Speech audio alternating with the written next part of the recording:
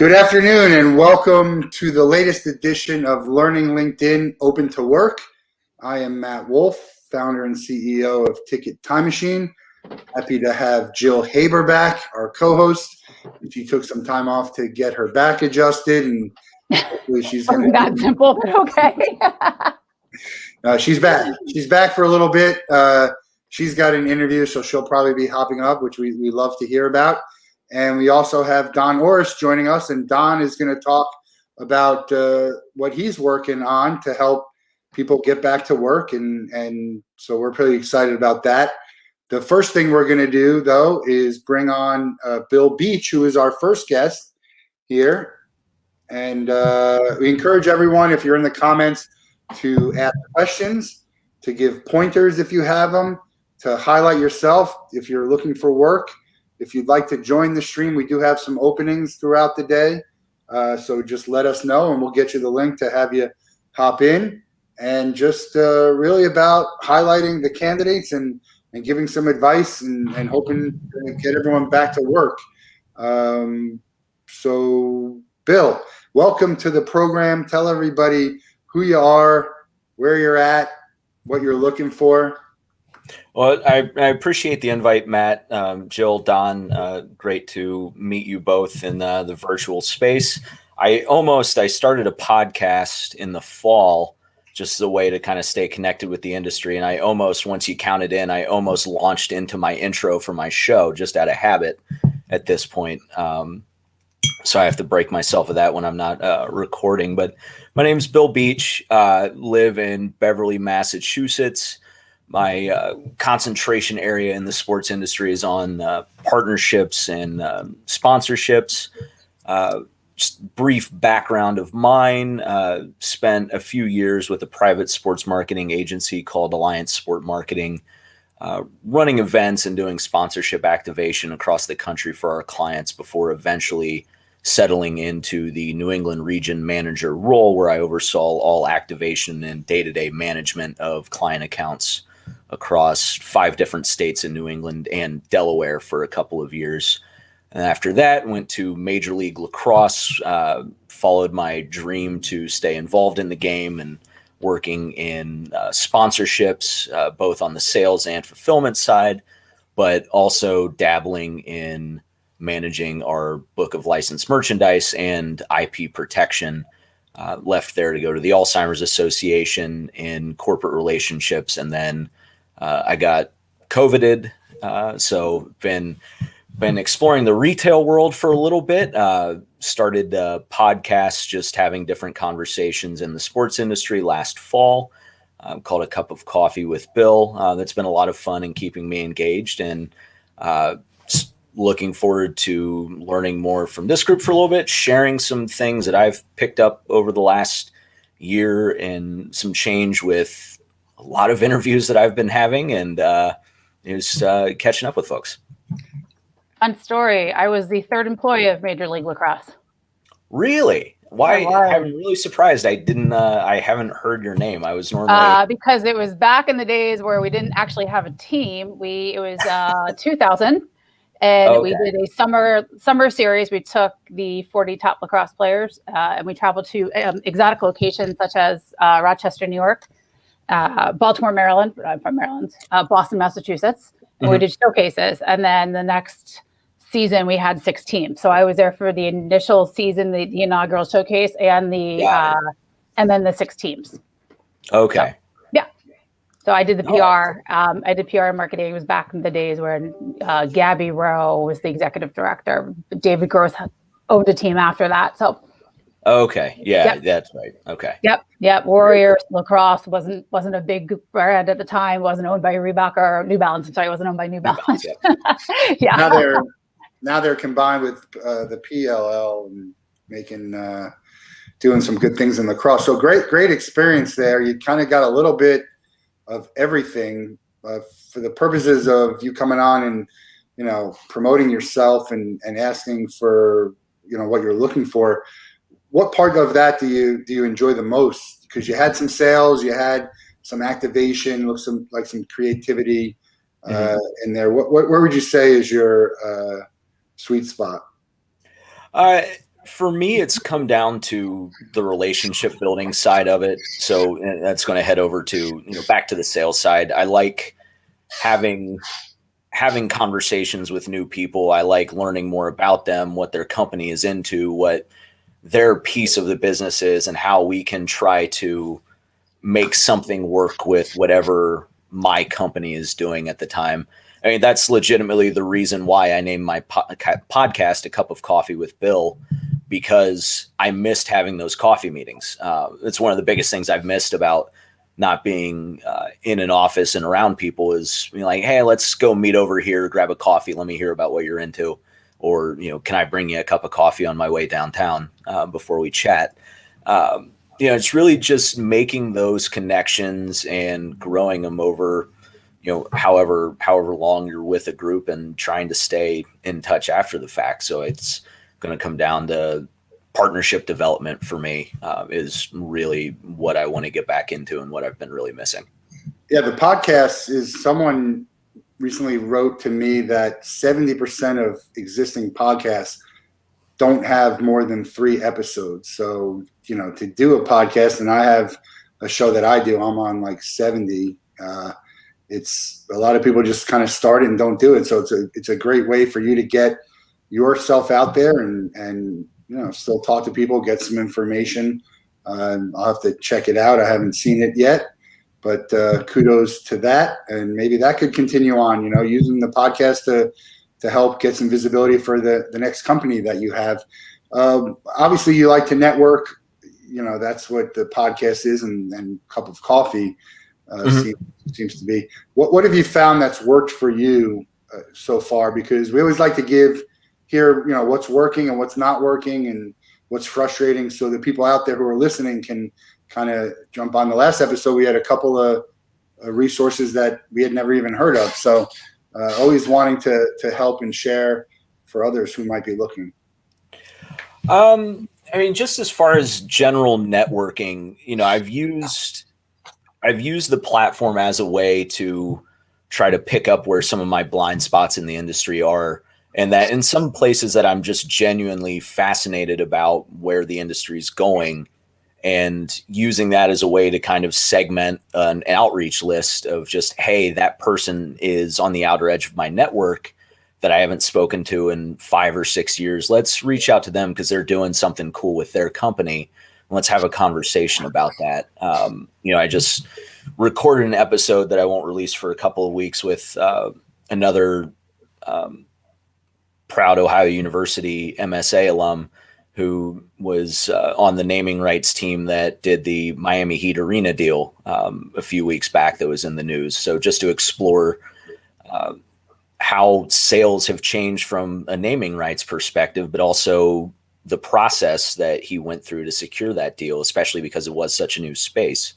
So, don't be afraid if you want to learn more about something. Don't be afraid to reach out to people and ask them if they've got time for 15 minutes to hop on a call and just have a good list of questions that you want to ask them. Because let's face it, we all have egos in this industry and we like to talk about ourselves and what we're doing. So let's, take advantage of that and learn. That's the biggest thing, is don't feel like you're being a nuisance to somebody. If they don't have time that day, they'll tell you, but propose a time. That's the other thing, is always be proactive with your calendar and say, look, I've got Monday, Wednesday, and Friday this week between 11 and 3 available. What in those windows work for you? Yeah, I think that's great. I use Calendly, which is you can have it for free, which is good. I would even say don't even ask for the specific amount of time. Say you have some time, because sometimes you might turn someone off if you ask for a half hour or 15 minutes, and they might only have 5. That's enough. Get in, get your conversation started, and you never know. I've had plenty of times where I've had a 5-minute conversation turn into a half-hour conversation just because it was something that I didn't expect, and I wanted to continue on. Any thoughts so far, Joe, Don? Sorry, I was on mute. Yeah, well, first of all, I'd like to say I really like the fact that you have taken the time that you're in your downtime and to do something proactive and put the podcast. So I'm totally going to check it out, have some coffee with you. Thank you. But I think from from everything you've said, you are on the right track. I think that asking people for time is very important. I think you guys said it. If somebody asked me for my time this week, and I have plenty of it, but I'm also willing to give it when I don't have plenty of it. And so as long as you're making your use of their time valuable, I think that you're on the right track. I think that's something not enough people do. So I want to commend you for that. As far as next steps for your career, whatever you are looking to do, my contact book, my LinkedIn is always open for people. If you see somebody that I happen to know, because I'm sure we know plenty of people in common, or someone at an organization, ping me. I may not know them very well, but I did the same thing to somebody. I had a LinkedIn contact who was the first connection to somebody at a job. I have never met this LinkedIn contact. I said, hey, this is kind of random. You feel free to say no, but would you introduce me to this person? And he said, absolutely, no problem. Mm-hmm. So, the proactiveness, I commend that, because I think that's what a lot of people are missing right now. Yeah. Mm-hmm. Don? Yeah, I would add to that. Jill's exactly right in what she's saying. It's cliche, but everyone has been in this position at one time or another. It just happens that COVID accelerated it for a lot of people. They got to that point in their career sooner than they might have in a normal time. Two things I think that hold true. One, your next opportunity will come through your network. Applying for 1,000 different jobs on various platforms, my experience has been it just never pans out, rarely pans out, I should say. But the reality is the people you know and maintaining contact with them will generate whatever opportunities await you. And based on your background, I'm sure there will be opportunities that will present themselves to you. So that's issue number one. Number two, anecdotally for me, when I have been looking for something new or something different to do, it came from a place that I never expected it, right? It was somebody that had reached out to me through a second or third party wanting to connect on this issue or that issue. And frankly, several times I thought, I don't have time to get into this conversation, so I'll kick that can down the road. Eventually I hook up with this person and it leads to something that I never anticipated it leading to. So don't underestimate, again, A, the power of your network, and B, the opportunity might come from someplace where you just don't think it will. Yeah, great points. Someone told me, there might be some feedback. Someone told me a long time ago that maybe only 13% of jobs come from online applications, which is funny because really the only 2 jobs I ever had that were worth talking about were found on monster.com.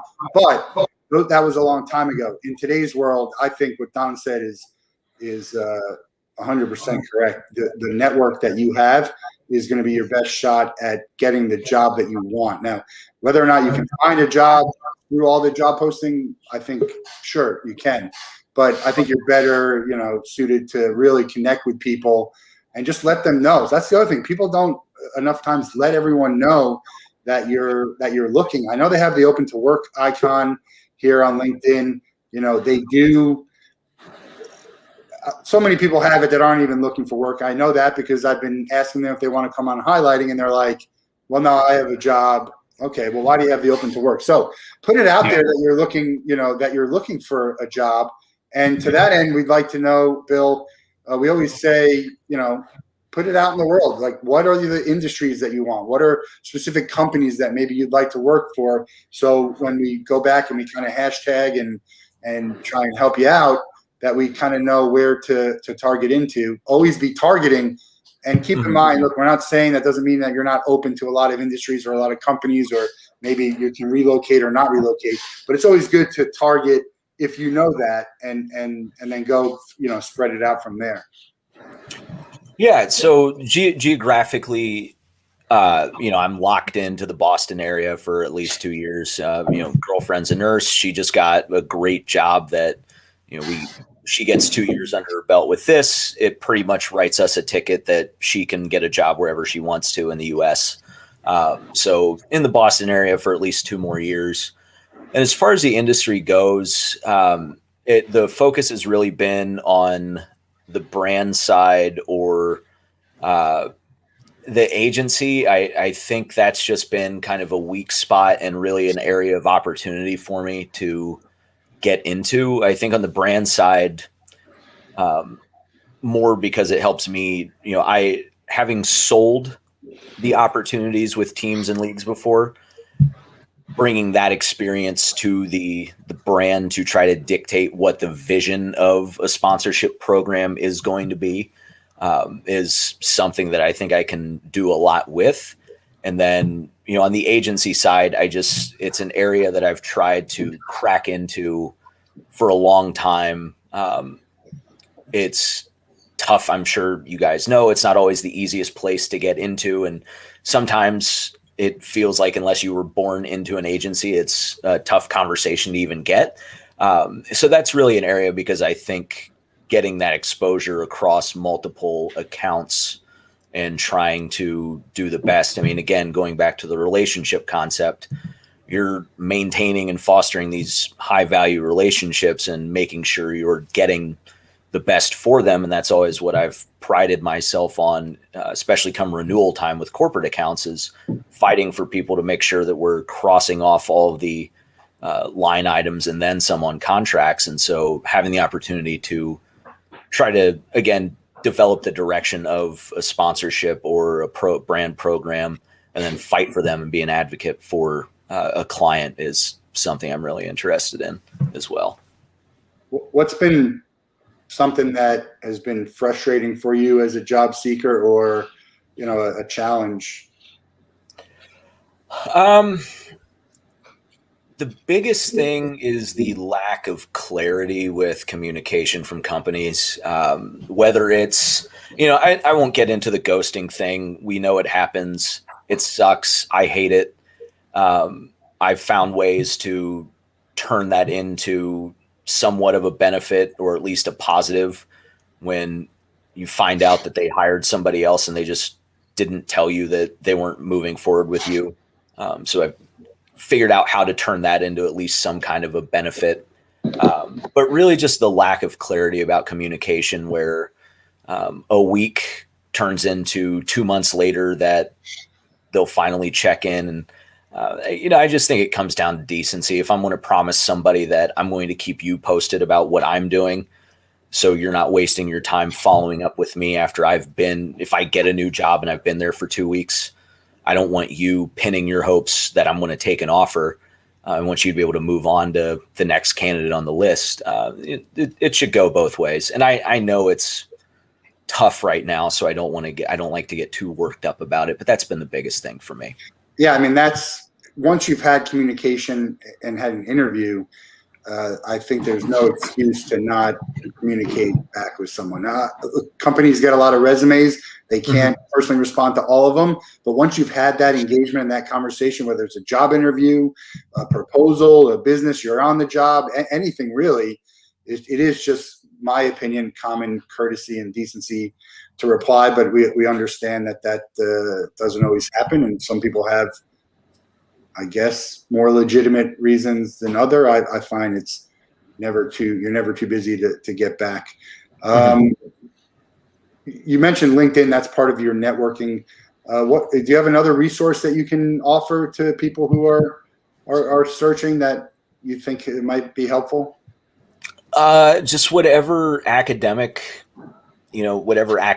background or old work contacts, even if it's, a lot of it is LinkedIn. I'm very fortunate with my graduate program background to have a pretty rich alumni network to at least reach out to people to talk and get some information from about different things. So I think it's just finding the different networks that you might not be tapping into or that you've forgotten about that aren't on LinkedIn or aren't collected and aggregated on LinkedIn is a big source as well.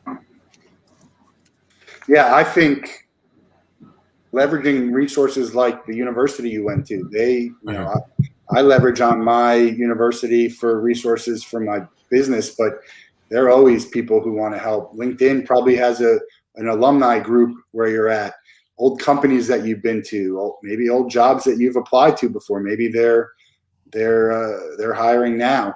So all of that, I think, is great advice. Let's hear a little bit from Jill and Don, and then we'll get some parting words from Bill. Go ahead, Don. Jill. Oh, okay. Yeah, alumni groups have been huge. I know Ohio, from the master's program, one of my best friends went there, has a really, really strong alumni network. So anywhere you can lean on somebody and have them be your advocate, I think that's just, for me, that's huge. That's what, I'm a very big believer that people are willing to help people. And so all you have to do is ask. And so I think that I don't feel like I need to tell you a heck of a lot, because I feel like you've got it. We've seen a lot of people come on these, and some of them don't know where to go. I think that you've actually got a pretty good road ahead of you, and know where to go, and know who to ask, and know where those resources can be found. So, yeah. And I'm going to amplify something Matt touched on, I believe, and that is letting people know that you are available, right? Letting people know that you're actively searching. I think we all tend to, at any given time, have a sense of pride that we want people to think, no, I'm okay, I'll get through this. But the reality is, if they don't know you're actively searching, they're not going to seek you out. They're not going to remember the opportunity that came across or through their inbox that they will forward to you. So I think it's very important to communicate and be open about your status. My last comment will be, again, just a quick anecdote, because we talked about not knowing where opportunities are going to come from and how people will find you. My first gig in this industry was with the Cincinnati Reds. This was back before computerized ticketing. That's how long ago it was, right? So this was back in the days of hard tickets. I just, this is all well-earned gray hair. And the way I got that job out of college, the ticket director at the Reds at the time recognized my university because he had been at OU as a professor, and one of my phys ed instructors was one of his students at OU in the sports administration program, right? So he recognized the school, which is a small school in Pennsylvania, but it clicked, and he reached out to my prof, my gym prof, my phys ed prof, and said, do you know this guy? And the guy said, I don't recognize the name, which tells me he never gave me any problems. So go ahead and talk to him. And that's how I got started in this business. So you just don't know where the opportunity might come from. You Thank you. definitely let people know you're looking, let people know what you're looking for, ask for what you want, help others too. I mean, there's a lot of jobs that people are posting and people looking. Elevate others, and they'll want to help you. Well, do it because it's the right thing to do, I always say, but I think it comes back to you. People see you being supportive of others, they're going to want to be supportive of you. That's kind of how it all started with Jill and I, and previous panelists like Jen Corsilli and Linda, who's going to be on, doing some great things with helping people. All it takes is just a click or a comment, and you never know. Like Don said, you never know when it's going to be, what's going to come from what. I mean, it's just, who knows? It just takes one. That's really all it's about. And I look at that with a lot of things in life. It's like, you don't have to worry about getting a ton. You get one. So it's tough out there, right? You got to be working just as hard as everyone else and thinking about ways to get creative and get your name out there. But you have some great experience in that world, and we definitely have some contacts in that world too. So don't be afraid to, take a look or connect with everyone here and leverage that when you can. We'll let you get the last word here, Bill, before you head out. But appreciate you joining, and we hope to hear some good news soon. Yeah. Well, first off, thanks again, for the invite to come on and for the advice, Matt, Jill, and Don. And the only other thing I would leave people with is, don't be afraid. I know it's a scary time. Trust me, I've been at my wit's end multiple times since last April, trying to figure this out. And first, figure out and take stock of what you want to do. And then don't be afraid to be a little choosy when it comes to finding that right opportunity. Don't just say yes to the first thing that comes along. Make sure that it's going to have the right management. Make sure the culture is the right fit. Make sure you can survive off of it. There are plenty of things that I could probably go out and get, but I'm going to be on rice and beans. And unfortunately, I'm not at a point in my life where I can do that anymore. So don't be afraid if you have the ability to wait and pick the right spot for you. There's always something out there. Find a way to be flexible in the meantime, and pick your spot, and good things will come. Agreed. One last thing I forgot. I don't know if you did this. If you lost a job that you were working at, or that you had, or an internship, put COVID on your resume. Put that as the reason. Forget about having to try and explain your gap here. COVID happened. Companies weren't hiring. The world shut down. I think that's good enough. And I think if a company is not going to accept that, I don't know. That's my opinion. I forgot to say at the top of the show that these are all our opinions. Nothing. We're not professionals at this. Bet all your chips on it. But we believe we have a lot of experience, and we have the right people on this show. That's just my disclaimer in general that I always forget to say. And then when I realize I give advice in an interview, and I have to say that because I don't want someone calling me and saying, I told them what you said and I didn't get the job, and that's the rest. But put COVID on your resume. Even if you had a job and they offered it and then it got lost because of COVID, an internship, all of that. Bill, great to have you on. We're gonna, after this is all done, I'm gonna watch it and tag some stuff, and so hopefully get people so they don't have to watch the whole episode. They can say, hey, Bill, who's looking for activations and partnerships and sales, and it's going to be tagged for that. So that's something we're going to do afterwards. And again, reach out to all of us. We wish you the best of luck. I think you're heading in the right direction. Looking forward to coffee. I'd love to come on and talk shop with you someday if you need more guests. So let's book it. Yeah, we'll reach out after. We'll get it booked. Great. Have a great day. Bill, get us the link to your podcast as well. Yeah, I'll drop it in the comments. All right, Brad. Perfect. All right, Bill. We'll see you soon. All right, thanks so much, guys. Good luck. All right, we are going to bring on Jason Varnish to the show. Jason, welcome. Jason is with BOM Advisors, and I'll let him give a quick introduction to himself, and then Don, we kind of didn't get you to introduce yourself, but we'll let you introduce yourself here. And Jason and Don are doing some pretty cool things to help people get work.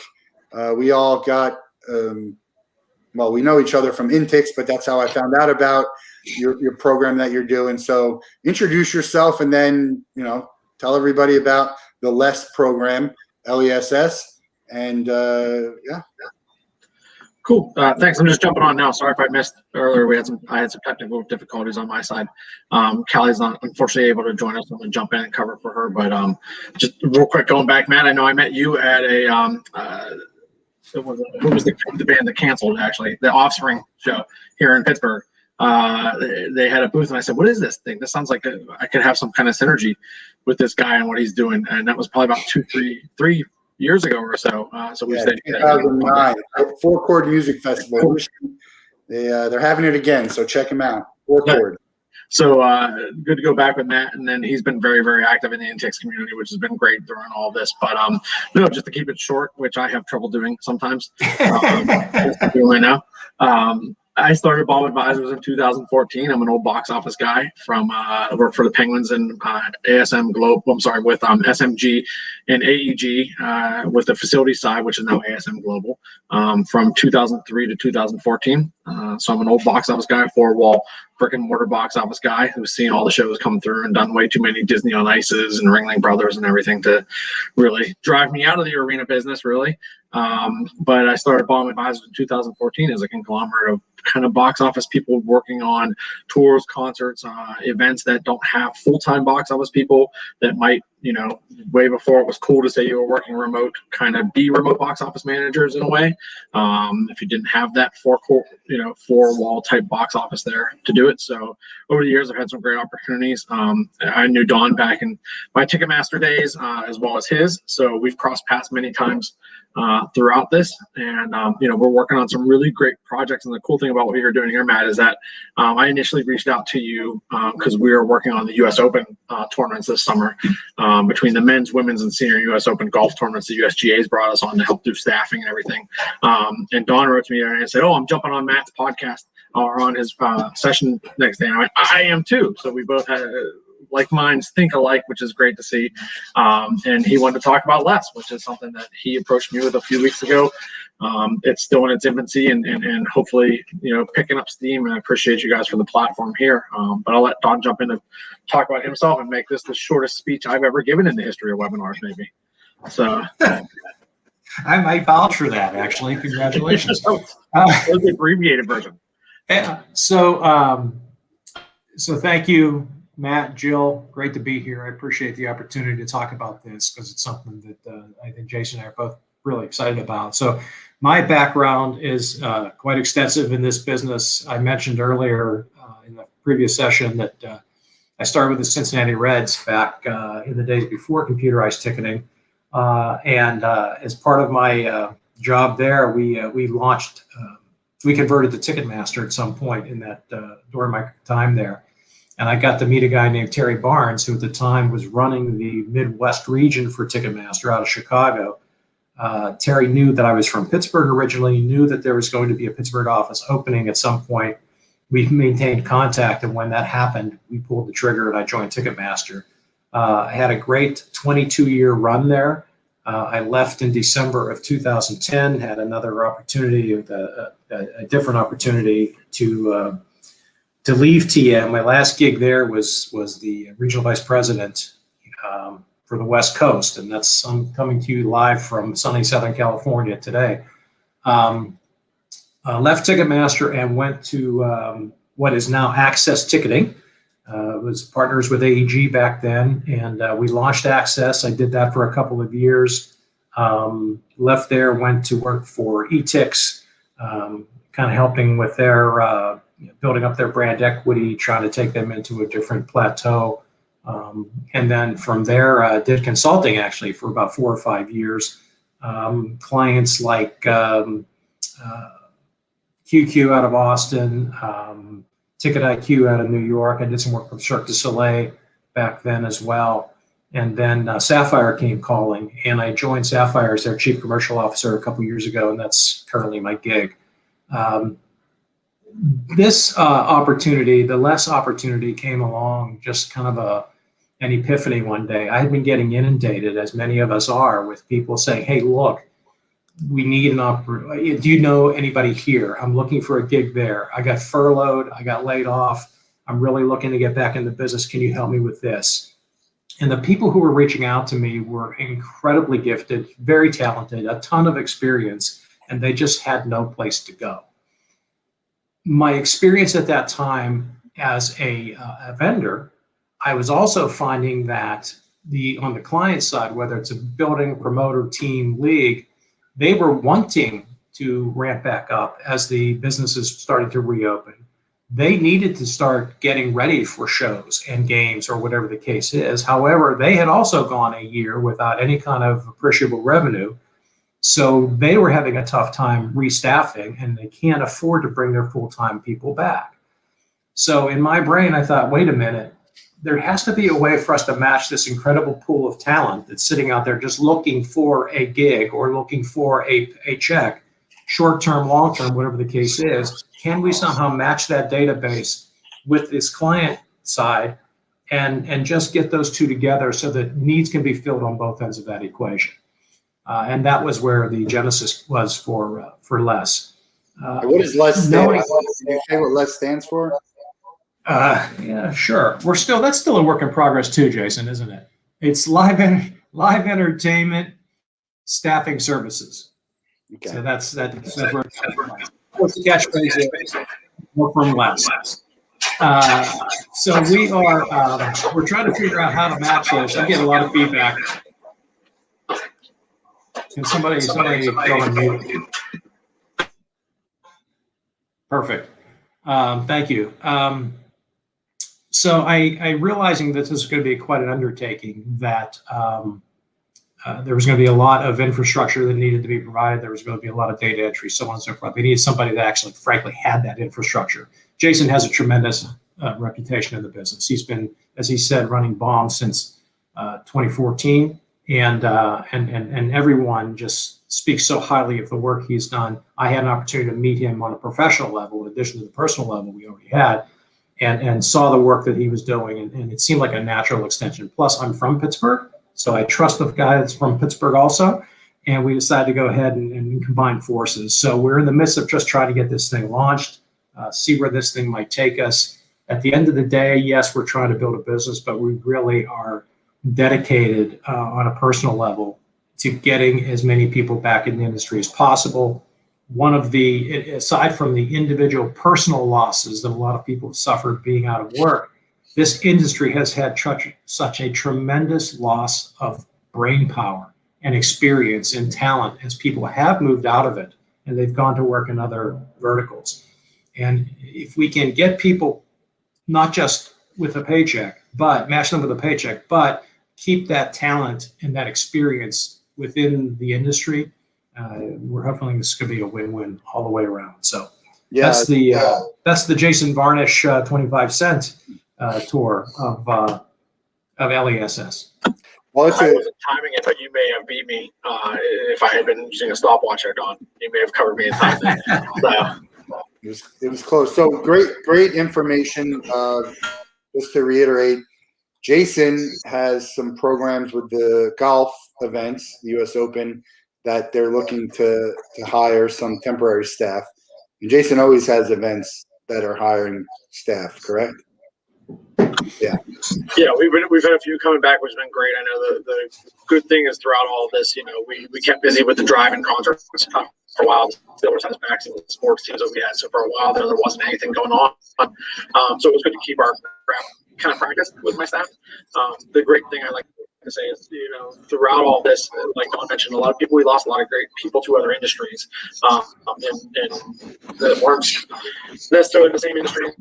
So we hope not to lose those same people. My staff stayed with us in hopes that this, just as it is right now, it's going through, is that we're this busy, that people need us, that people want the experience, culture, people of the industry to kind of come back and work their events with them.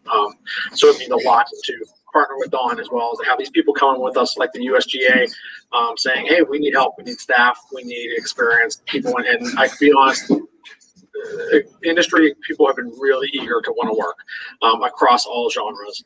And golf is its own kind of entity. We've done several PGA events in Florida, and you can closely tie it to almost like a festival, the amount of hours that you're working. But it is super long hours.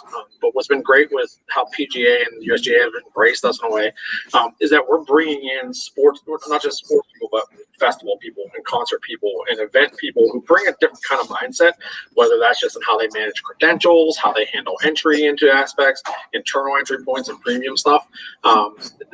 We're getting a really great genre, a really great broad spectrum actually of people that are applying to us. So we're very open to anyone who's just really wants to get work in an event.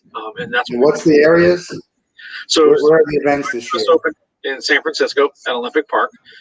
That starts on June 3rd, goes through June 6th. So we have some hours before that as well.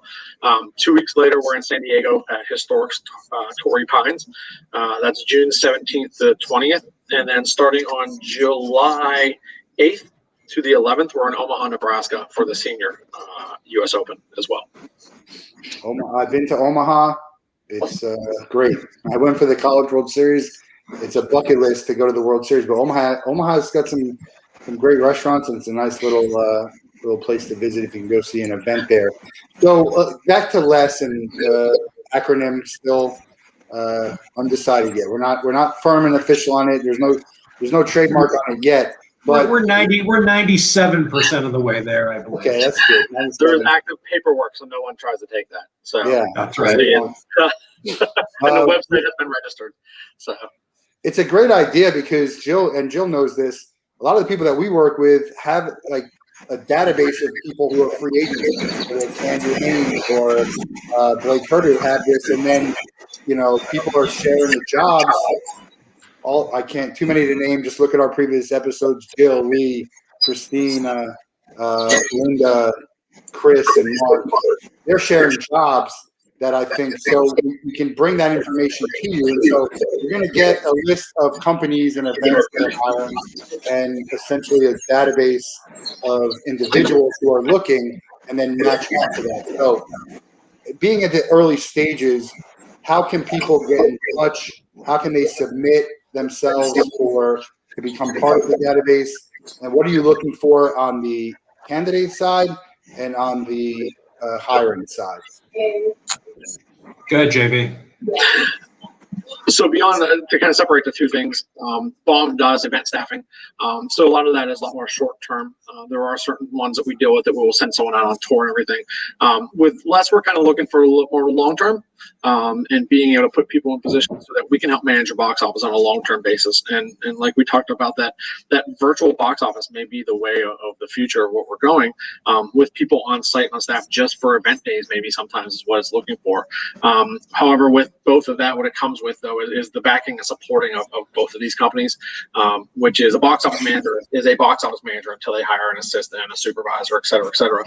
With BOM Advisors, we have a team behind you. So when we place someone, whether that's with Les or with BOM, you've got a team of people behind you to support that and help out. It's as simple as, hey, do you need an audit sent now? Do you need an extra set of eyes on these holds? I need these tickets released right now so they go on sale. There's going to be someone doing those little simple tasks and facts. For right now, I can put my information. Contacting me directly is great. We have a staffing email for BOM Advisors, which is staffing@bomadvisors.com. I'll let Don speak about some of the less stuff in the database that he's putting together, which is, one of the things of us bonding together was we both have two different types of databases, which work with each other, but have kind of been separate. So getting that, we've opened ourselves up to whole new different areas of that people didn't know what BOM Advisors was, and now are learning about less as it goes along. So Dawn can send that, but once we get the website up and running as well, which should be within the next week, we have a logo to unveil, which is pretty sharp. I'll admit that. Me and Dawn got some great graphic designers that helped us put that together. So we look forward to unveiling that. But yeah, Jay Varnish at BOM Advisors or staffing@BOM Advisors. We can also be contacted through our website at www.bomadvisors.com. Yeah, and on the left side, as Jason said, we were going to be doing the logo. We'll have some. We're generating a press release that hopefully goes out within the next week as well, just to get the word out there. But I think, as I said, Jason does a great job on the box office staffing. What we're hoping Les will be is something that will encompass all genres and all disciplines within the live event space. If you need client support, we want to have.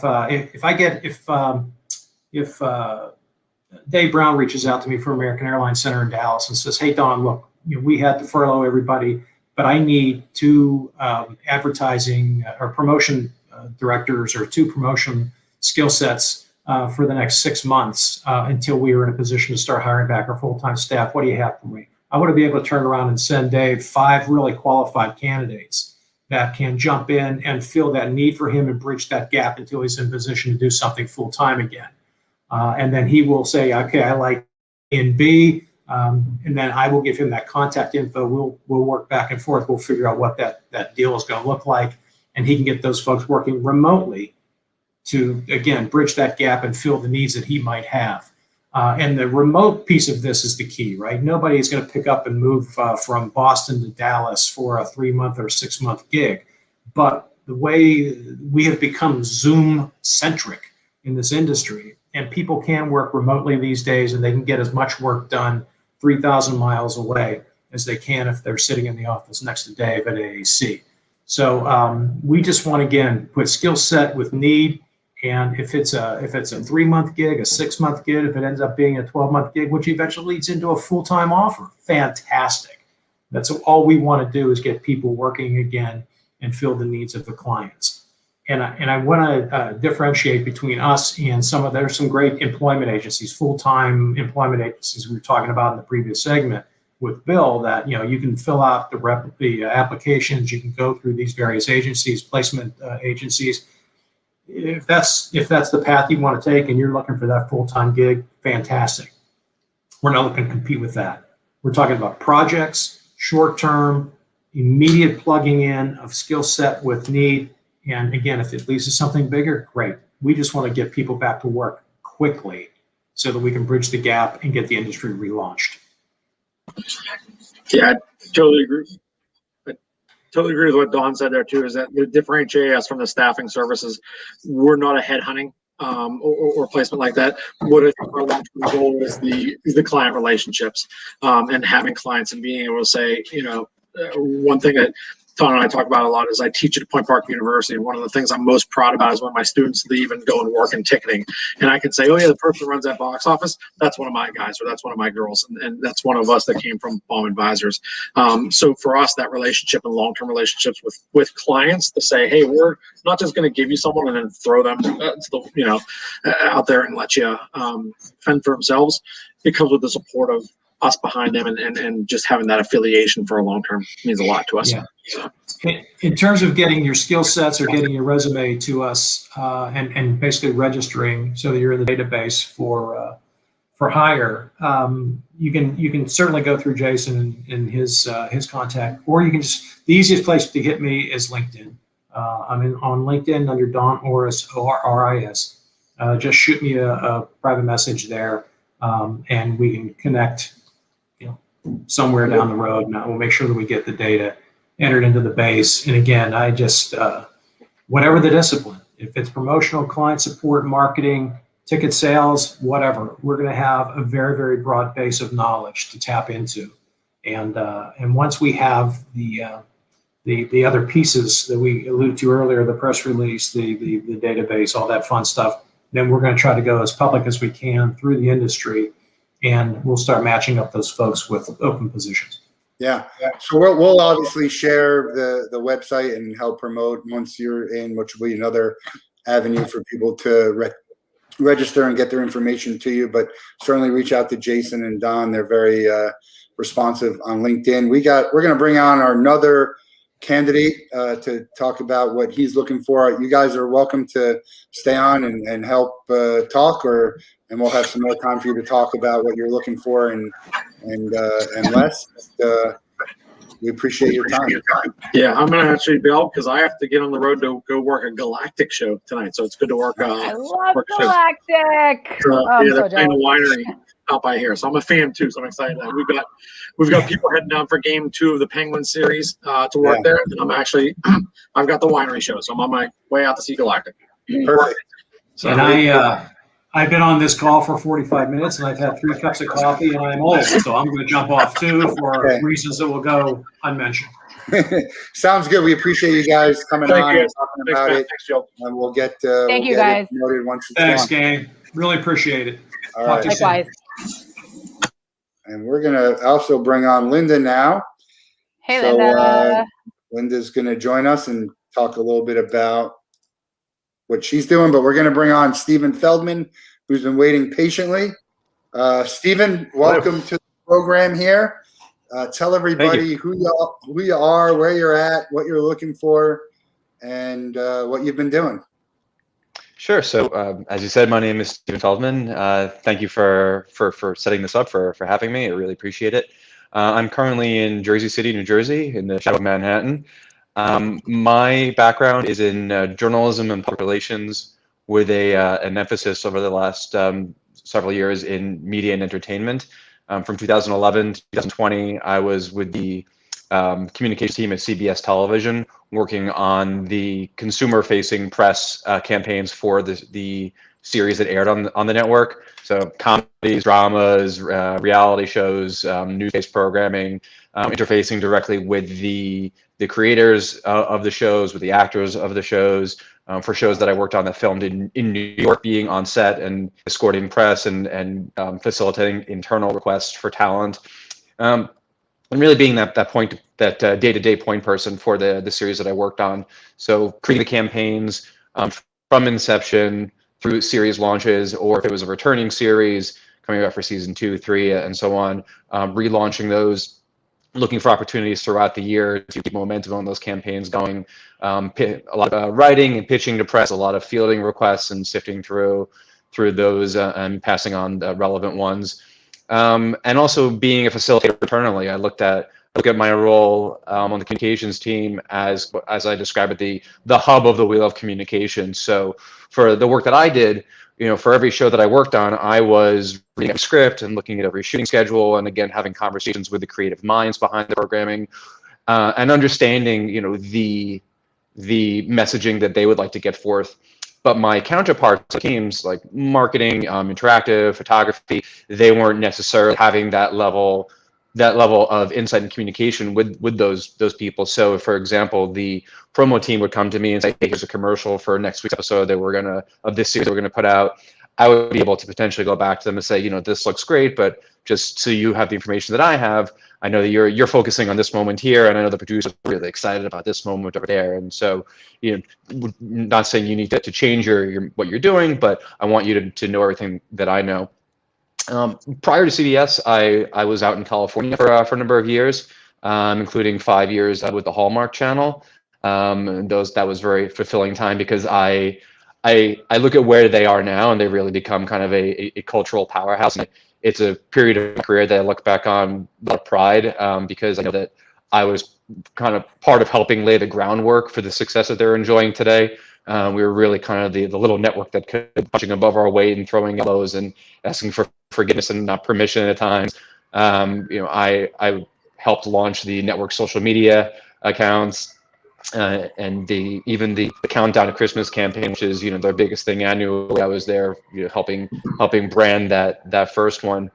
And so where I am now, I was hit with kind of a double whammy early on in the pandemic.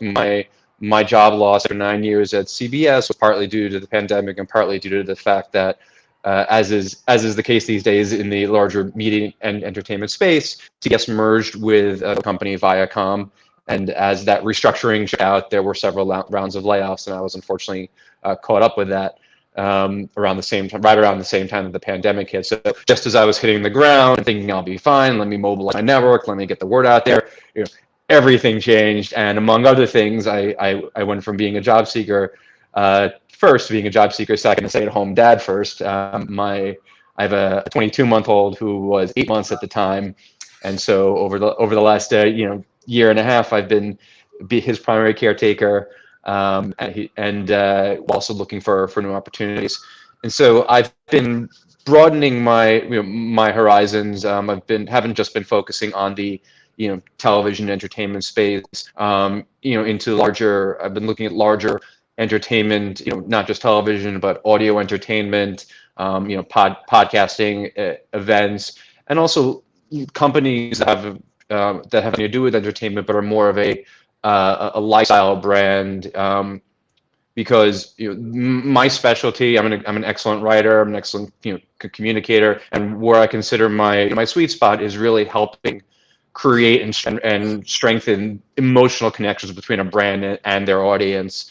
And so if a company is really about that emotional connection, and this is the story that and the that we're trying to get across to the people to our consumers, to our readers, to our listeners, what be it, that's really where the starting to the table shine. I've been working on several freelance projects and contract projects over the last several months. Also been doing a little pro bono work with my skills. I actually had my first Byline news article in 15 years this past weekend, because I had volunteered my services to my local synagogue.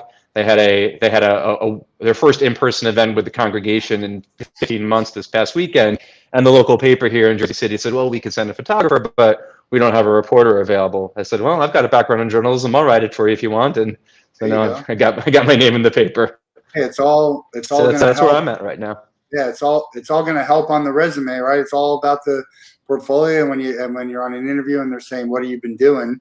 That's you're going to be able to tell them that. We're going to actually get some thoughts from Joe and Linda, because they both have to leave, but I think they have some good might have some good nuggets for you. Jill is actually going on an interview.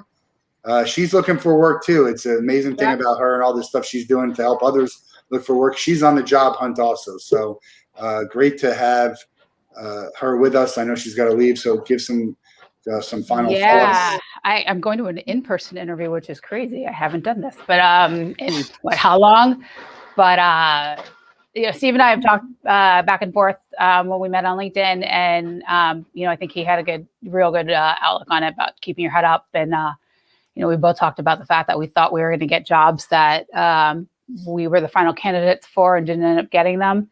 And so that happened to me back in January, and it was a bit of a crush. And Steve had a really good outlook, which is you kind of take the forgive me if I'm misspeaking here, but you kind of take the crush and you think about it and you go, okay, now we're going to move on, and something better is out there, and something better is going to come along. And so I think what you've done, I think Matt had a really good point, which is the resume fillers, the resume gaps, what I've been doing.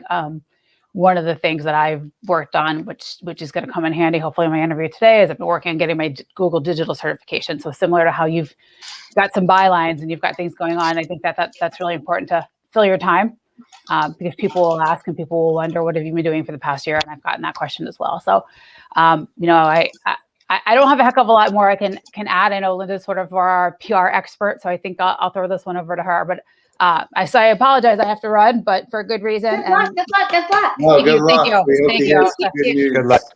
We'll see. It's the third interview, but I'm a little nervous. So. All right, you got this. I like the You got animal this. print. Go get him. Yeah, thank you. Thank Got you. it. All right, guys. All right, we'll Take see care. you. We'll see you next time. All right, take care. So let's hear from Linda. Linda, you can introduce yourself, but Linda's been doing some great things. She's been on our panels before. She's always sharing and helping, and she's part of a Facebook group called Friends Helping Friends Find Work. So Linda, introduce yourself. I know you got to run soon. Introduce yourself. Talk about Friends Helping Friends Find Work. Give Stephen some encouragement and some advice on the PR side. And then Stephen, you and I will continue the conversation after she has to go. Yeah. Well, first of all, thank you so much, Matt, for having me here and always, making this forum available not only for Jill, myself, and some of our other friends that have participated before, but also giving people like Stephen a platform to come on and give their elevator pitch, because everyone is so talented. It really gives me pause and go, why isn't he employed? Why isn't she employed? Because it's like you're so many of them. Yeah, it's so much talent. Stephen, I'll actually address some of your comments first. So interestingly, I sort of kind of feel your situation personally. I have made the leap from hospitality, where I spent 23 years, to live entertainment, where I spent almost 3 years, to high tech, to social innovation. And I sort of wanted to say that I think, first of all, I think it's great that you've expanded your horizons, but I'm going to tell you, even think bigger. Like, I think the one thing I've noticed in at least the last 3 to 5 years is the advent of internal communications and executive communications and employee communications. These kind of positions didn't really exist. I'm going to date myself, back in the day when I was doing media relations and public relations, and that sort of seemed to be the only genre of communications there is. But now you're looking at companies with executives that can't write for themselves, and you're looking at HR departments who don't know how to talk to their employees. And so, I mean, I'm go into LinkedIn or your network and just find out communications, because it seems to me like you're skilled enough to flex your talents. And not, I mean, yes, you've got this great background in entertainment, and I know that's probably a passion of yours. Similar to me, I was 23 years in hospitality, but hospitality is also kind of a strange bird, like entertainment, that it's cyclical, and you've got mergers, and you've got economic impacts, and COVID aside, like those areas are still impacted by a lot of things that we can't control. So I'm going to just even recommend that you look even more broad and just look for internal communications, executive communications. You've bylined something, that's awesome. You're keeping your skills sharp. You're putting yourself out there. The stay-at-home dad is noble and fantastic. But I think someone will appreciate all those talents. So my advice to you is, keep looking at, and I'm no expert, but I always offer my skills if you want me to look over your resume, or if there's a position that you think you'd like to apply to, how do you rework your resume for that one position? And Matt has my email address, but I'm happy to do that for you. I'm happy to do that for anybody. So that's something for you I to appreciate consider. it. Thank you. Yeah. Real And because, quick before you, I will say this, that I've got like 2 minutes. I will say this, that, the reality is you're a writer, I'm a writer. I still have someone give me a second read. And it's not, for me, it's, I have no ego. Like if someone's going to catch a mini typo, I'm grateful to the end of the day. So, like I said, I'm not professing to be an expert, but it's just another set of eyes and maybe a new perspective. And I always tell everybody, my juju is I want to help people put their best foot forward. You can take my recommendations, you cannot. And I'm not offended either way. So my 1 second plug is that yes, Matt mentioned my Friends Helping Friends Find Work page on Facebook. It started last year in March when 1,900 of my very dear friends from an entertainment organization were let go, just overnight. And it's really continued because people still, in areas like hospitality and entertainment, are still suffering. So it's a invitation. It's a private group. We're all there to support each other. Crowdsourcing for success. Again, no egos. I post jobs. Matt posts jobs. People just have recommendations, and it's a very good, positive group to be a part of. So if you're not, join us. If you have jobs to share them. Because it's just a plethora of people with a multitude of talents. And so, it's like I said, it can't possibly hurt, because I do have friends who have actually landed jobs from leads from the page. So it's a good space to be in. yeah, No, that'd be great. Check it out. I recommend definitely join that. Linda, appreciate you jumping on and helping out every time you can. And we look forward to seeing you again. Yeah, I just sent you my email. You can share that with Stephen. Yeah, got it. Okay, thank Perfect. you. Well, see you next All right, time. we'll see you Bye. soon. Okay, good luck, Thanks, Stephen. Linda.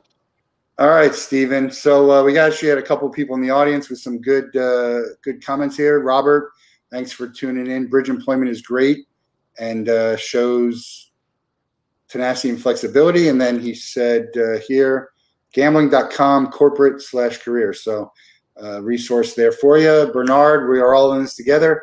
It's true. I mean, we're all, getting people back to work is only going to help everyone else. But, it's great to see people wanting to help. I know a ton of people in my network who want to help. And so let's dive in a little bit more about, what you're looking for and kind of what you've done. The first thing I'll say is, look, it's great. The silver lining is you're spending so much quality time with it's your son, right? You said at newborn. Oh, yeah, absolutely. Yeah, I mean, he's almost 2 now. Yeah, cherish that as much as you can, and hopefully, even being able to work remotely. But I like what Linda said. I think you got a lot of transferable skills. Being a liaison between anyone and celebrities and create, the creative minds. That's no easy task. I've had a little experience with it. I'm sure you have a lot more experience with it. So, I think that's something that could really, it's probably a lot of people looking for something like that out there. What's been successful for you in your, doing the freelance? How have you been spending your time networking? Do you have any resources that are good for you? What's been working? Yeah, doing my best to keep up my network is certainly been very important. I think one of the challenges is that I'm still trying to figure my way around is how to keep that communication going. Check in. Keep top of mind with people. Send them an email. Maybe every few weeks, once a month, but. It's obvious, like, hey, like I'm checking with you that, because I'm still looking for work, but I don't want to just come out and say that. So I'm trying to keep my emails, casual. Listen, how are you doing? Have you gotten vaccinated? I want to stop you right there. You're looking for work, man. It's okay to let people know you're looking for work and you need some help.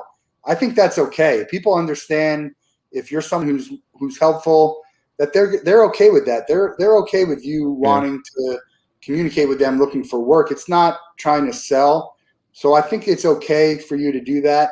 The other thing I'll say is you probably have a lot of content that you can post. So just by posting content and mixing it in with, hey, I'm looking for my next opportunity. Here's something I did, for this, and post once a week or more even. people are in your network are gonna start to notice, and they'll notice that you're looking for work, and they might like it, and someone else might see it. So that's one thing I would say is, I think, and I haven't seen it, but just listening to you, you have some content that I think would be good for people to know about, and I think posting that would be helpful for you.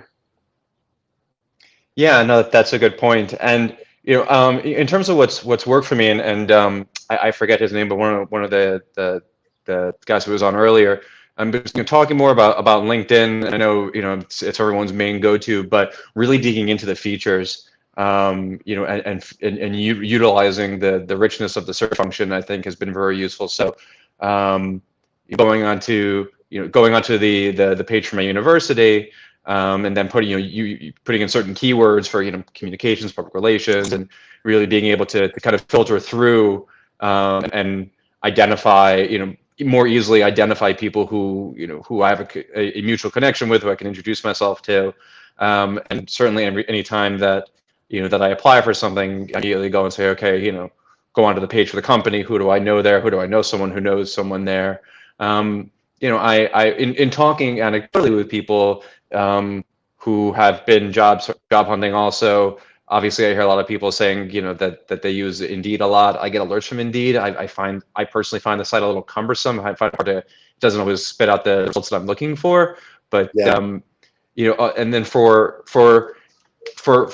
my industry, or at least for the entertainment field, I think the companies that I look at in that arena do a very good job of keeping their own job boards updated. Obviously, as you had been saying earlier, so many jobs come from referrals, and a lot of jobs that are posted because they have to be posted, but they already have an internal candidate available. But it's important to identify your target companies and keep up to date on what they're posting, and also what they're posting on their if they've got job listings on a job listing account on Instagram or Twitter. What companies are using social media to get the word out about those things as well these days.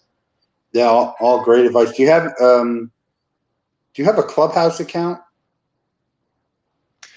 I do. I think I've been on the app all of half an hour since I signed up. It's just not something that I've always had the time for. Yeah, I would try and get on a little bit more. Join a targeted room and click speak and talk and say, because there's you can find rooms for entertainment and TV and movies. I think if you spend, I don't spend as much time as I should. I get it.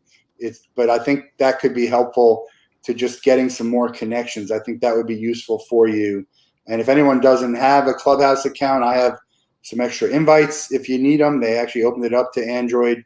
It's just another networking piece that I think, get anytime you can get your name out there and people see you coming on, like, hey, you come once a week, there's set shows, or you come on to someone see you 3 or 4 times, you'll get noticed very easy. I get noticed, and I'm not on there a lot, but I get noticed a lot on that, and I post a lot of content, and I get noticed on that. So, hey, I see what you're doing. You're all over the place.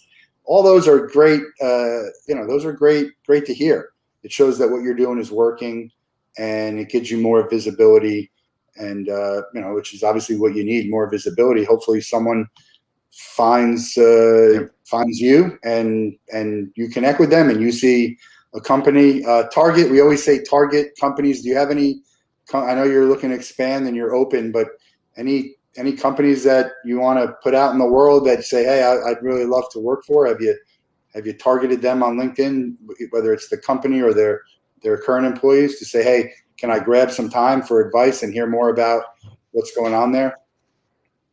Sure. So I think I'm, like I said earlier, I'm expanding my research outside of the entertainment industry, but in terms of within the entertainment industry, I'm also expanding and trying to keep on the forefront of where entertainment is going. And so the 2 big areas that I'm looking at are just the proliferation of streaming services. I came from a traditional television network, CBS, so you watch it on your TV, but these days it's all about obviously Amazon Prime and Netflix and Discovery Plus and Hulu. Those are companies that we're looking at. And then the other area is the growth in audio entertainment. Spotify, Amazon, Audible, and all these other smaller podcast studios like Cadence 13, Wondery. It's the definition of what a podcast is and what audio entertainment is just evolving by the day and by the minute. And that's I'm trying to I don't want to just find my next job. I want to put myself in a position to really do meaningful work and advance my career for the foreseeable future. Yeah. Robert says the Tiffany Network. Not yeah, sure. That's CBS. Believe me, I heard that enough times over the years. America's Most Watched Network. Okay. My friend's wife has done some Hallmark movies. She's an actress, and that's how she got her feet wet with I forget what it was, but she's gotten some bigger roles now. And so kudos to Hallmark. Great network to work for. CBS, a great company to work for. You have some great experience.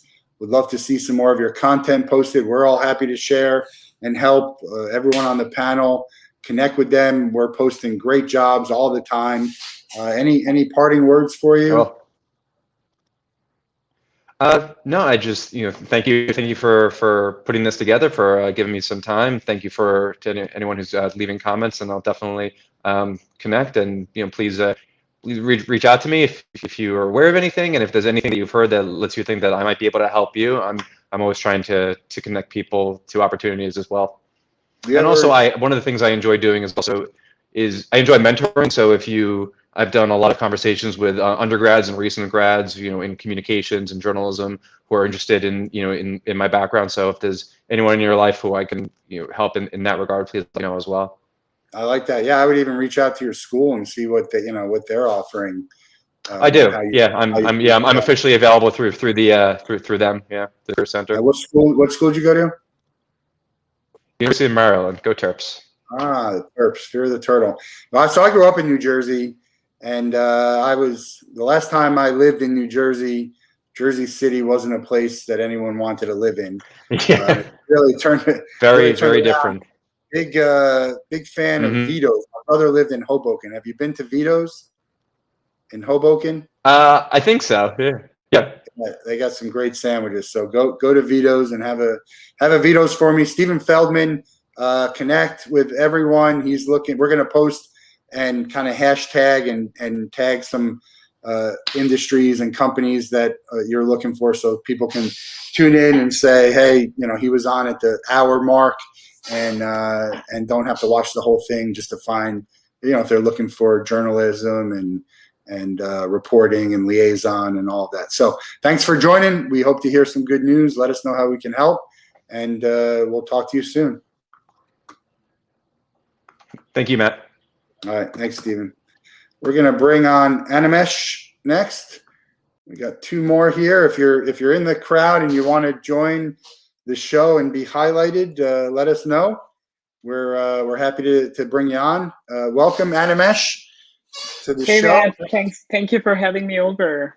Yeah, great to have you here. So tell everybody who you are and where you're at and what you're looking for, and we'll get into it. Sure. So I'm Animesh Singh. I'm a master's graduate in information systems from Stevens Institute of Technology in Hoboken. I'm a data professional with skills in data visualization and data analysis, and I'm mostly looking for full-time data analyst or business analyst roles. And I did my undergrad in computer science, and I have also worked for 2 years as a programmer analyst at Cognizant. Currently, I'm working as a data and analytics intern at my alma mater at Stevens, which is a very good role. And I'm using my skills and actually learning some really good things that would help me in the professional market when I actually start the full-time job. So that's what I'm currently working on, and I'm looking for full-time analyst roles. And I live in Jersey City, Matt. So, and I did go to Hoboken at Stevens for like 2 years for my master's. Okay. Yep. Yeah. So you're a recent graduate. I graduated in 2020, actually. 2020. Not super recent, but yeah. And then I've been working since graduating. After 2-3 months after graduating, I've been working with Stevens for the internship position. But I have been looking full time actively. So talk a little bit more about your experience and what you've done, so we can get a better idea of the skills that you have and the kind of jobs that you're looking for. So the main basic skill that is mostly used for the position I'm looking for and that I apply here pretty often too is how we can use the data, because every company, every organization, even the university I'm working on, they have a huge amount of data, right? So it's how you can use that data to visualize, to like use for data visualization, and use tools like Tableau, Looker, or whatever data visualization tool that the organization prefers, to give insights into the data and how we can use that data, because we can have lots of redundant data as well. So like doing the data cleanup efforts and using that data to actually be helpful in some way. For example, right now I'm working on a project, so we use the data from students because we have data from past students, current students, and upcoming students. It's a lot of data, and we're using that to see how it could help them in their career, how it has been after graduating, which companies are hiring people from which branches and stuff like that. So it's using that data to help in some way. There could be several different mini projects, and it could be some helpful thing, like even increasing revenue. Like sometimes we also use that to attract the students, to increase the number of the students enrolling, and in turn increase their revenue. So it was this, and I also worked as a programmer analyst at Cognizant, which was more of a front-end developer role, but I also did requirement gathering and analysis. That helps me in my current role, and doing a lot of stuff like collaborating with the business analysis team and working on getting that page. So it was one of the credit card company actually in the United States, and we used to monitor their page, develop their page. So it was a whole process. It wasn't just designing the page. You had to collaborate with the business analysis team to gather the data, which would be the best look for the organization and stuff like that. So I have been using those skills, and my skills mainly are SQL, Tableau, and Excel, and Python. But it's I have a lot of skills that can be transferable, and so it totally depends on the organization and what kind of role that they're looking for. And yeah, that's pretty much it. Yeah, data is everything now. I mean, they're always looking at how can we get more data. They have to keep it up to date. I mean, I know a lot of companies and organizations, events are not using their data well, because I keep getting hit up by them, and I'm not your target market. Maybe I bought something 10 years ago because I was visiting, but now they keep messaging me all this information. And I guess if it's automated, it doesn't really matter, but there is a cost to having the wrong data in there and needing it to be cleaned up. So certainly a great skill to have, and as you mentioned, can be transferable. What's your target? Obviously, we preface this by saying everyone is flexible. They want to they don't want to target and kind of, not, you want to be flexible to be open. But if you had your wish, which type of companies would you prefer to work for? Is there an industry? Do you have a couple names of companies that would be targets, so we can try and help? You just never know who's listening and watching in. Someone might be there and be able to help you out there. Yeah, Matt. So actually, that's the thing with my role actually, because I have actually the option to be super flexible, because as I said, like every company and every organization has data that they can use. So it's not being selective about that, it's being selective about the roles, what the role is offering me. Organization. When I started with the big fours, Morgan Stanley, Deloitte, and so my preferences were mainly financial services, consulting, or banking firms. Those are the organization that rely a lot on data. So my focus was on that. But again, as the pandemic happened and like as the time progresses by, I had to be more flexible. I had to because then my main focus became just the role.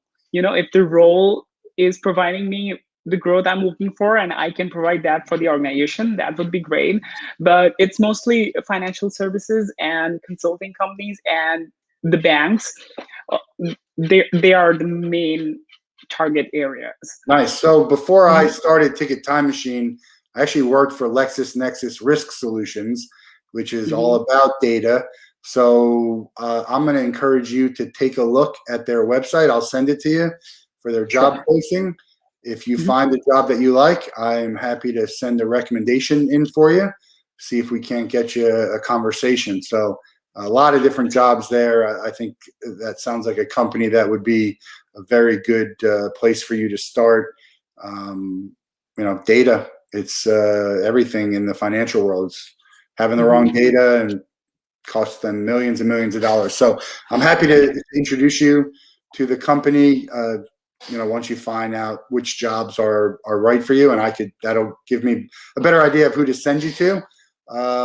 What's been working for you with regards to your job search or networking or resources? Anything out there that other people might find helpful? Mostly LinkedIn has been the most important tool. I'm not sure about Indeed that much because LinkedIn gives you the option to actually connect to the recruiters and speak with them directly. The thing with me is I'm on an OPT, so I have to specify to them because not every company is okay with either sponsoring a visa in the future, but that's not the main concern. They have to accept my OPT. So it's great that I get to talk with the recruiters and then they have the whole idea instead of, because if I'm just using the link to apply the job links, then if I select like yes for the visa option or anything like that, then I get an automatic reject. And instead of talking to the recruiter, then if they might know, because a lot of companies do, a lot of companies don't, but that makes our search, especially international students, our search very selective. So it's our main focus. If there are any international students listening, make the main focus to speak to the recruiters. And also the job link thing is your application could be lost in thousands of applications. It helps to stand out because especially if you're not tailoring your resume to the job description and stuff like that, then it can easily get lost because this has been the time where most people have been unemployed since maybe the last recession or something. Yeah. So it's everybody, and even the people who have more experience than you, they're actually also being flexible and applying for entry-level roles, so they get the priority. So it's very tough out there. It's a competitive stuff, so you have to stand out.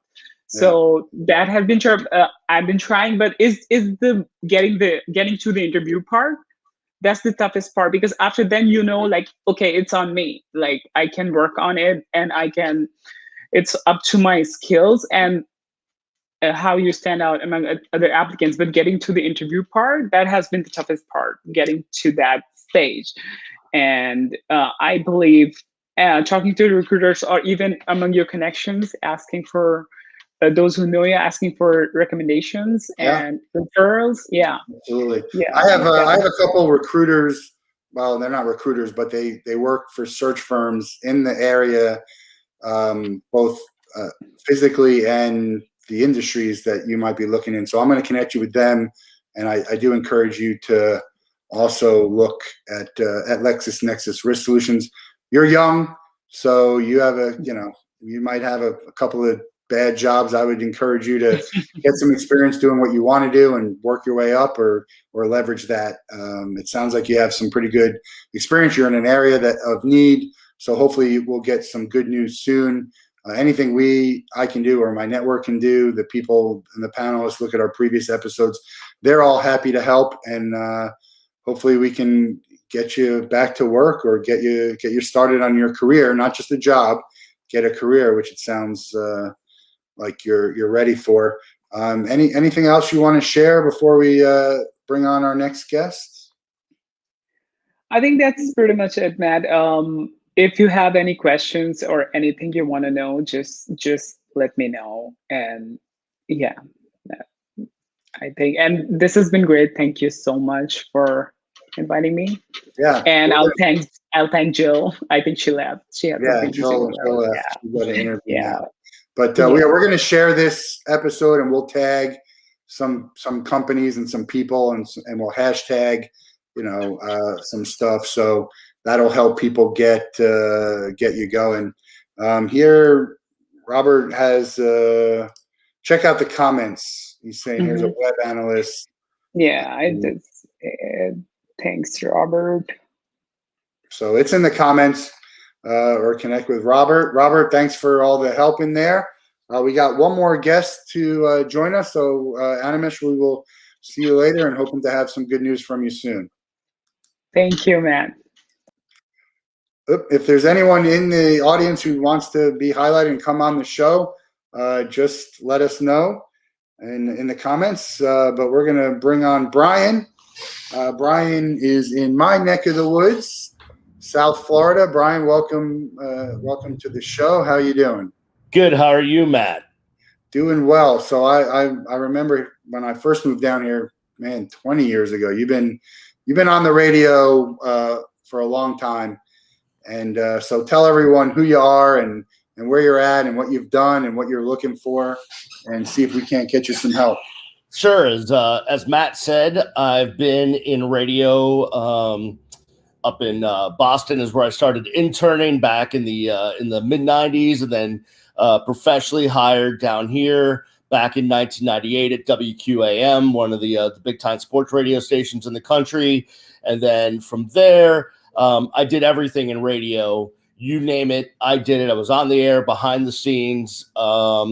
And as I furthered my career, I left WQAM. I started an online daily talk show on an internet radio network. We were streaming and podcasting kind of before it was popular back in like 2009, 2010.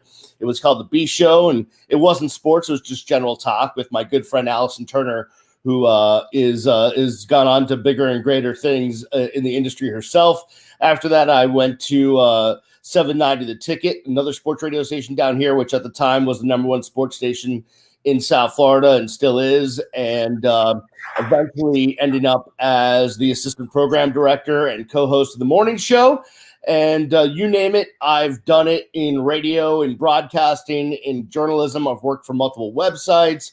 I've written everything from sports to non-sports, blogged, podcasted. I have a YouTube channel.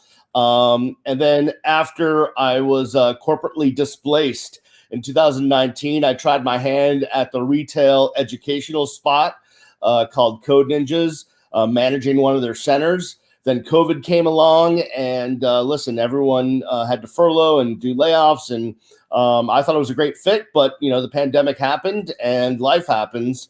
And so now actually what I'm doing is I'm doing a double master's degree of an MBA and media management online at Lynn University up in Boca.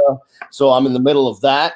I'll be done with that double degree in December, and just looking for my next opportunity, looking to help any company in any way possible with all of my skills that I've been able to kind of get under my belt over the last 25 years. Are you still looking to be in broadcasting on radio or? It's an interesting question, Matt. I would obviously definitely look at any job, and I'm not ruling anything out. But the paradigm kind of shifted especially in audio broadcasting, just as in video. Your previous guest was at CBS, and now talking about streaming. The same thing with audio. You think about terrestrial radio, and that's the place you wanted to be when you're broadcasting. But now we've gotten to the point where you need to start looking at streaming companies and podcast companies. And so I'm open to anything, whether it be terrestrial or online streaming, podcast, digital, whatever the avenue is to produce content. I'm into it. So certainly, yeah, whatever's out there. But I'm not putting any I'm not saying, hey, I have to get back on the AM or FM dial. I'm saying I just want to do anything that involves making good content. Yeah, and you've been in the sports world for a long, long time. Yeah, I've been in the sports world, but honestly, I love sports and I'm a big fan. I don't want to, box myself in sports. I've done news, I've done politics, I've done just yapping about daily life. I've done everything in media, really. So yeah, I mean, certainly I know all there is about sports broadcasting, but certainly could easily branch out into any part of broadcasting on the air or behind the scenes. What are some of the stuff that you've done? Because you've been, on the air is obviously on the air, that's broadcasting, but behind the scenes, you've done, some pretty good things for some pretty well-known shows and people who have gone, as you said, on to do bigger and better things. And people don't realize, like for what I do, I have the Wolf Den show in this. I come on and I just broadcast. It's live. It doesn't matter. I don't have anyone. But your normal shows, it's not that, there's a lot behind the scenes that needs to be done. And you can't it's not a one-man show doing it. So what are some of the stuff that you've done there that you think might be transferable, to what you're looking for? Yeah, well, I mean, obviously I started out my career as a producer, as most people do in terrestrial radio. And I worked with the likes of legends in South Florida radio like Hank Goldberg and Jim Mandich, Neil Rogers, got to work with those guys all the time, helping them prepare for their shows, helping them on the air, behind the scenes, before the show, after the show, book guests, come up with content, show sheets, rundowns, all that stuff. And certainly have done that. I've done reporting on news events, sports events, breaking news, all that stuff. Have certainly behind the scenes. And then I was an assistant program director, which is basically a manager in radio. And with that job, I got to do a lot more than just the sports radio stuff, but really that became a lot of marketing, promotions, branding, data analysis, working with corporate affiliate relations, a lot of corporate stuff. I was able to kind of dip my hands into and get experience with. So towards the end of my time at the Ticket, I really branched out, and now I have a wealth of skills that are great for not only, when you're good at management and all the practices there, it doesn't just apply itself to media, but to really any industry. I'm able to work with people well and motivate people well. And, I'm good at all aspects of that sort of stuff. Or organization skills. I mean, there's always so much transferable skills for any job, really, unless you're saying, hey, I need to know exactly how to do this. It really can apply for anything. Yeah, I mean, even, I went to Code Ninjas to run one of their centers and was integral in a lot of their promotional stuff and setting up their YouTube channel and Facebook and doing videos and all that stuff. I didn't know anything about coding. I learned on the job, but the reason they hired me is because of my management skills and my communication skills and my ability to lead a team. And, if it weren't for the pandemic, that would have been great. But, I still have those skills. So it's really applicable to any sector of any industry. Right. And you're going for the Masters. Tell us a little bit more about that and what you hope that achieves for you. Sure. Yeah. So I actually was, I was out of work. The pandemic was dead on everybody. There was no one hiring. We were all stuck at home. And I said to myself, I need to find a way that I can find more skills and make myself a better candidate out there without, being stuck at home. How am I going to do that? And a lot of people said, well, you can watch YouTube videos and you can take LinkedIn classes and that's all great. And I'm all for all of that. But I really wanted to dive in and learn the world of business, the world of management, and everything about it that I possibly could. So I applied and got accepted to a special program that Lynn University runs online. It's an MBA and a media management degree. So you're doing two things at once. Most people do it in 2 years. I'm electing to do it in one. so I can be done by December of this year. And I think it's, already I've gotten 3 terms out of the way, and just the wealth of knowledge I've already picked up has been amazing. From being able to analyze an annual report to get into marketing specifics and target audience and all of that stuff, STP and everything involved. I'm really starting to pick up some skills I think will make me a valuable candidate for anyone. Yeah, it's great for anyone who's just keeping themselves busy to educate more and increase the value that you can bring to a company. Because even if you're hired, to be the marketing person, they still want you to offer assistance in the sales department or the advertising or promotion so I think all of that is going to help. Especially it's a competitive landscape out there. And you're, while you do have excellent skills, a lot of the stuff that you're applying for is relatively new to you. So you want to try and find a way to stand out or get your foot in the door there. Were you at 790 with Stu Gatz and the Le Batard show? Yeah, I was there with the Le Batard crew before they moved to South Beach. So even in their transition from local to ESPN, I was there for all of that and know those guys very well. That's actually one of the companies I would love to get on with is Maverick Media.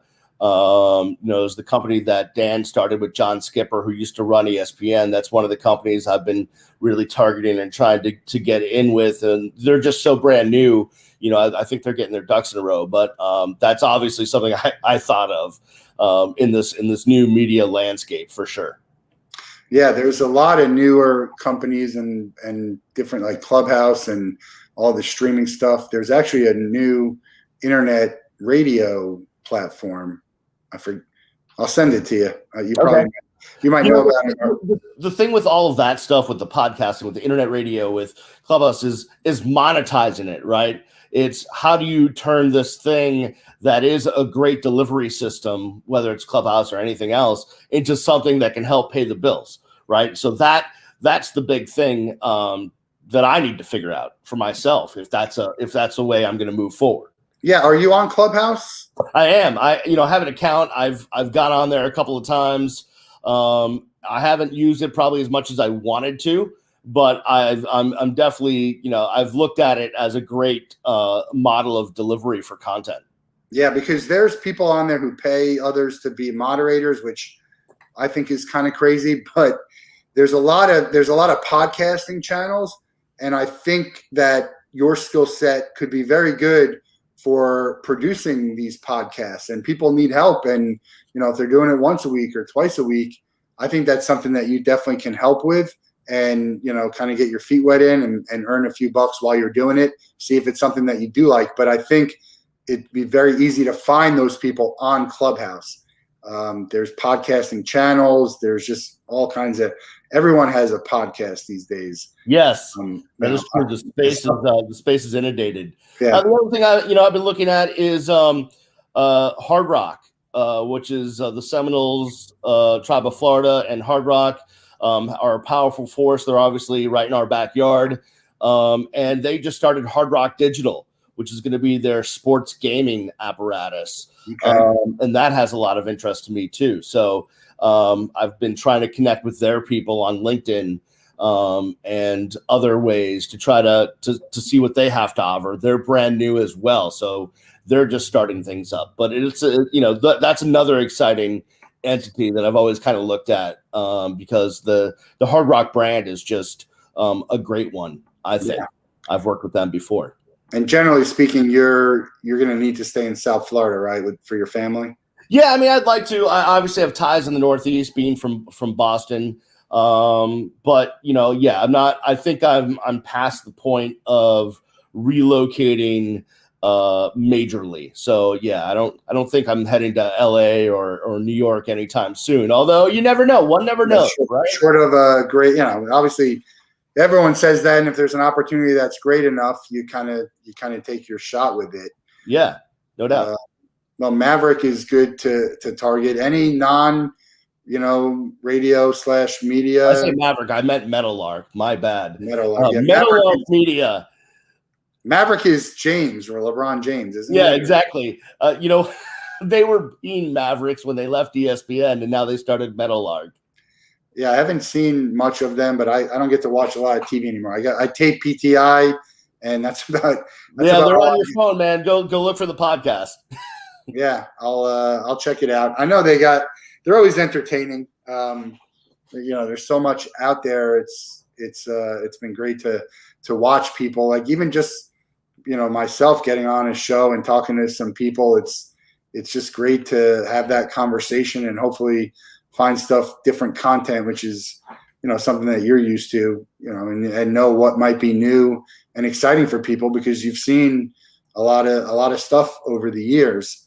But definitely reach out to people in my network if there's anyone in my network who can help, and the people that have been on the show before, the panelists. I'm always sharing jobs and liking jobs that other people are sharing. They're doing a better job of sharing the jobs, but I'm just clicking like to have it go forward. So you know, I think you've got some great skills and some great experience that could launch you back into the world if it's the right time and opportunity. But also, it sounds like, you know, you're doing the right thing in expanding your options, and you started that already. So just the fact that you had that short term with Code Ninjas, I think will really help in your search. What have you found to be helpful in your search? Is there any advice or resources that you could share that other people might be able to take advantage of?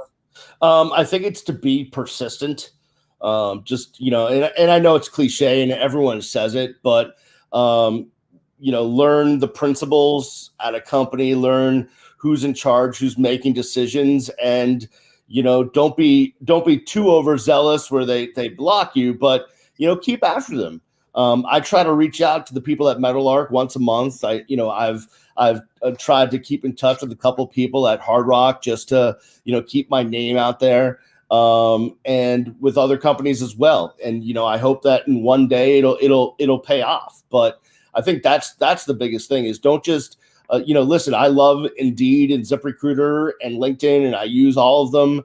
And I get my job emails and all of that stuff, but you really have to do your research and know the people that are involved, because it's that personal connection that's going to be something that gets you further. Yeah, I agree. I mean, do your research so you're educated when you talk. Target, you know, Meadowlark, target any Hard Rock, target them, get connected with people there. It might not be the right person, but hopefully they can get you to the right person. And then the more people you're connected with at a specific company or organization, the easier it is to connect with others. Say, oh, this guy's connected with XYZ. You know, I'll connect, especially at a smaller company. You get connected one or two people at a smaller company, it becomes easier to connect with the others. And who knows? You might get in through the intern. You might get in through the CEO. It's just, you know, put it out there. I think you're doing a good job of doing that, and target and see what happens. I'm amazed at some of the people that don't connect with me. I have like 300 mutual connections with. I'm like, what constitutes a good connection for you? We know 300 of the same people, but you know, but I agree. Keep at it. Be persistent. Don't be too annoying, although it's a fine line between the two. And be out there and be helpful. You know, when people see you being helpful, they're more inclined to want to help you and see that you know, you're someone who they want to support. That's what I've seen with the people that we're bringing on, the people that have been helpful here.